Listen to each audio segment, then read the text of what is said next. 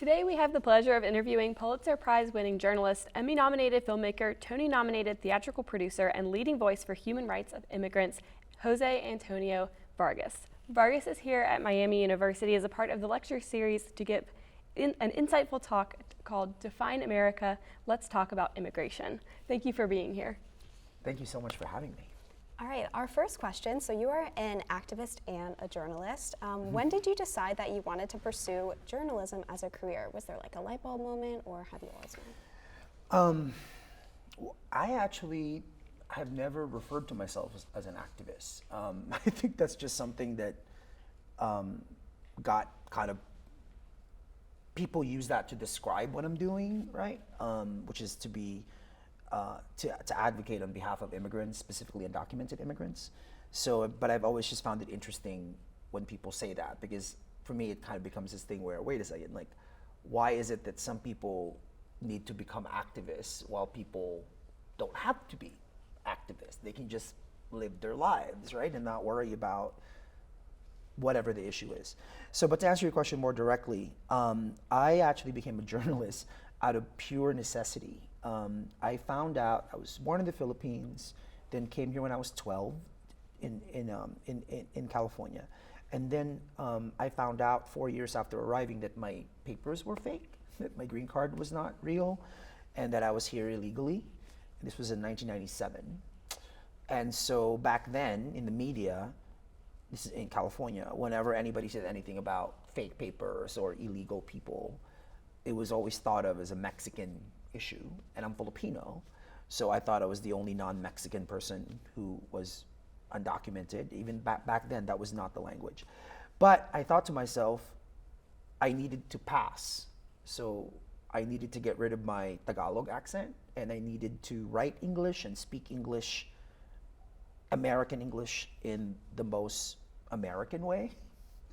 So I convinced myself that I was gonna be a writer, because I found out that when you become a journalist, your name is on the newspaper, right? Like when you read an article, there's a byline that says by this person's name. So since my green card was fake, my passport was fake, I thought that my name being on a piece of paper was a way of existing. So I know this sounds crazy, but as a 17-year-old, I decided that I was gonna like write my way into being here. Wow. So that's why. And I'm saying this also because writing is what I've been doing. I've been getting paid to do it since I was a teenager, and yet it's probably the thing that I hate the most to do. Writing, I'm finishing a book right now that's journalistic in the approach, and writing is the hardest thing I do. It has not gotten any easier in the 20 or so years that I've been doing it. And so that sort of leads me into my next question. You said you don't consider yourself an activist, No, I don't. but you certainly are an advocate. Yeah. And so my question is, what's it like to balance career as a journalist with also your passion as an advocate for immigrants? I mean, I would argue that every journalist is an advocate for something. I'm advocating for factual information. I am advocating for context. I think facts without context is kind of like, you know, a hamburger without the lettuce in it. You know, it's like, I think our job as storytellers, and journalists are storytellers, is to tell the truth as far as we can ascertain that it's true. So that's what I'm advocating for. How do I balance that? I think to make sure that I am as independent as possible. I think that's probably, you know, look, I'm undocumented, I'm gay, I'm Filipino. I have a lot of different identities, but I would say that my identity as a journalist is probably the most central to my identity. Like, I think being a journalist to me has not just been a job, it's a way of thinking. It's a way of asking myself, what don't I know? Who haven't I spoken to, right? I remember my first time in Ohio was in 2008. I was at the Washington Post as a political reporter, and I was assigned to cover Sarah Palin and John McCain. And, you know, I grew up in the Bay Area in California. People consider it a very progressive place. And spending like 3 weeks in Ohio was my first time really like being in the Midwestern state and meeting people who were not exposed to the same things that I was exposed to, right? Because back then, this was 2008, Ohio was still predominantly white. Where I grew up, you can't spend a day and not meet people who are gay or who are an immigrant of whatever background, or meaning you're exposed to different people. So my time here, those 3 weeks, was really like, this is what it is, or what it was, to be in a surrounding where most people looked the same. It was mostly white, and people thought of things in this kind of like conservative, Republican, whatever way. Because again, where I grew up, there weren't a lot of Republicans or conservatives. But because I'm such a journalist, I was fascinated by that. I just wanted to understand why people think what they think. And I actually think that is what drives my work, is I'm really interested in why do people think what they think? Where do they get it? And then how does their thinking, how does that translate to behavior and attitude? Thank you. So shifting gears a little bit, you have an elementary school named after I you. know, it's bananas. How does it feel knowing that your legacy is being carried out into future generations, and what do you hope others take away from your work? It means I can't cuss as much anymore. I was saying before we started taping this, I used to be a homicide reporter in Philadelphia. I covered a lot of homicides because in this beat that I was in, and I learned to hang out with cops, and they just give you a potty mouth. And so this elementary school thing is probably the most unexpected, most prized, surreal experience. They contacted me about it in 2019, and I thought they were joking. And the school is in the same town that I grew up in when I immigrated here when I was 12. And to be honest, I didn't think it was going to happen because they put my name up, and the other names that were being considered was Steve Jobs and Barack and Michelle Obama. So I thought, like they just put me in there just to be like, oh, we have like a local kid. He went to the schools. And then when they ended up picking me, to be honest, I was 38 at the time. And I'm thinking to myself, I'm not dead yet. Like, shouldn't they wait until I'm dead? And then what if I screw something up? Like, what if I do something that the kids and their parents are not going to be proud of? So I went through all of this, as a journalist, right? You're asking yourselves all these questions.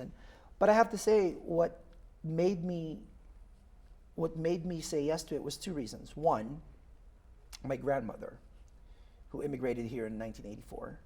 It was the only thing that's happened to me where I actually physically saw how proud she was.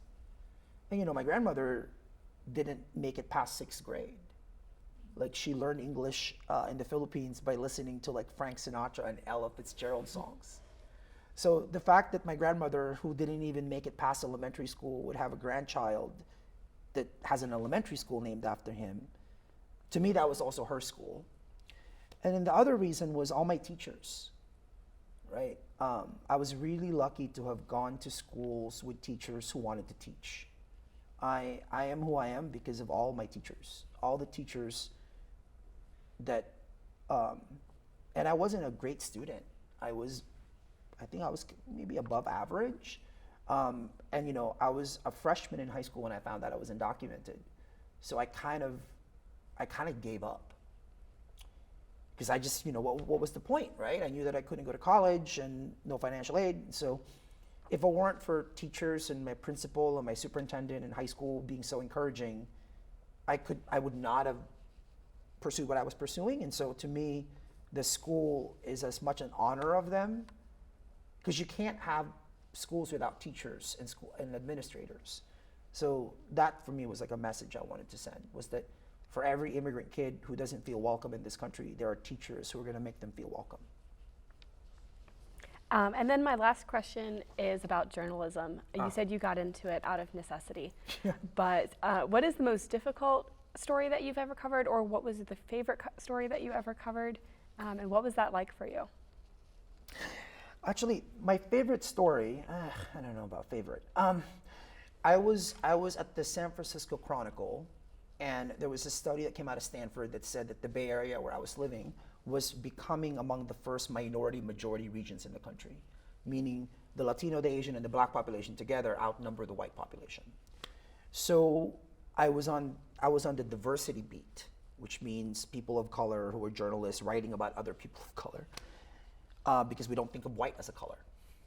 So I went to the city editor, Eric Matthews, and I said, I want to write a story about what it means for white students to become the minority. This was 2003. It was 20 years ago. And back then they were like, what does he want to do? Because, you know, I found a school in San Jose, California, 4,000 students, 8% were white. And most of the kids played water polo and hung out in room D12. And so I wanted to like find out, what is it like to be a young white student surrounded by Mexicans, Vietnamese, and Filipinos? Because to me, then what happens? So that was a front page story in 2003 that is now basically, I'm turning into a book. But again, this question of what does it mean that the country is going through an unprecedented demographic shift. When I immigrated here to this country in 1993, this country was 13% Black, 2% Asian, 8% Latino. 30 years later, it's still 13% Black. The Black population has actually stayed the same, and Black immigrants have contributed actually to the stability. But the Asian population went from 2% to 8%, and the Latino population went from 8% to 20%. So the country is going to be more Latino, more Asian, more mixed race. Well, what does that mean? And where do white people fit in that conversation? But the fact that I wrote that story 20 years ago, that I'm now writing a book on it, and this book is like, in many ways, a culmination of everything I've learned about America and how, as a journalist, we write and talk about race.